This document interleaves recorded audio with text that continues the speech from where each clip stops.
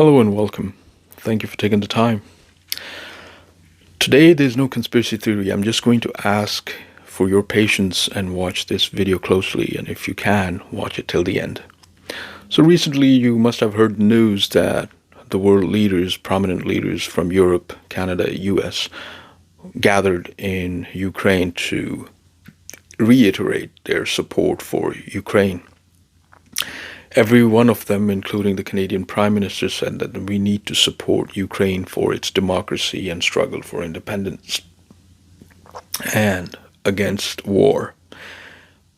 But the height of hypocrisy here, that all these leaders that have gathered, their own countries, their own people are in shambles, who are struggling to make both ends meet, who are facing new taxes, who are facing higher prices, who are in a crisis regarding housing, cost of living, without the without any difference, without any if you consider like them all to be different countries, the kind of crisis they're all facing is the same: cost of living, housing, refugee and immigration crisis, currency crisis.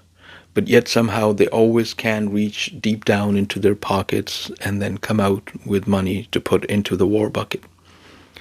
With Ukraine, of course, what's going on, all those innocent people, men and women and children that died, is truly tragic and sad.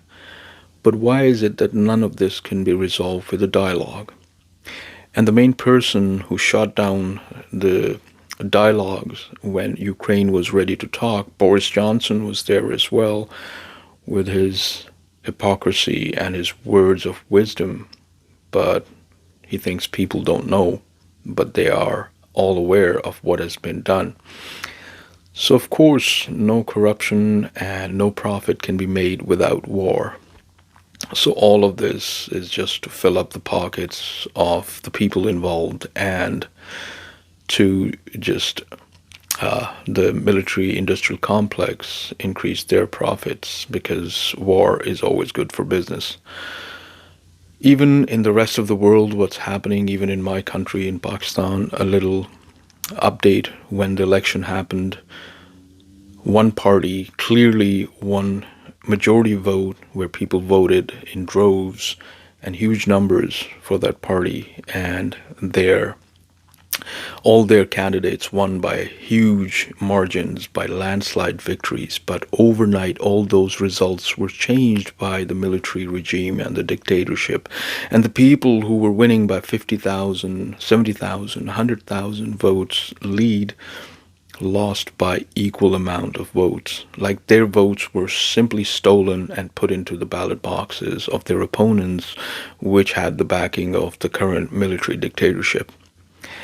The US, that played, the current US administration, that played a vital role in toppling a democratically elected government when the country was stable and was growing by a rate of 6% when it came to their GDP, all of a sudden, all these US-backed political parties and, of course, the military generals, they all got involved and helped topple the government.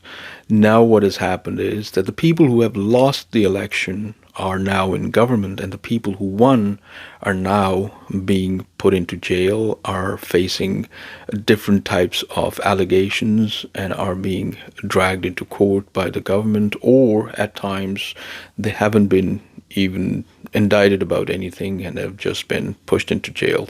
Journalists who speak about this are being jailed. They are being tortured.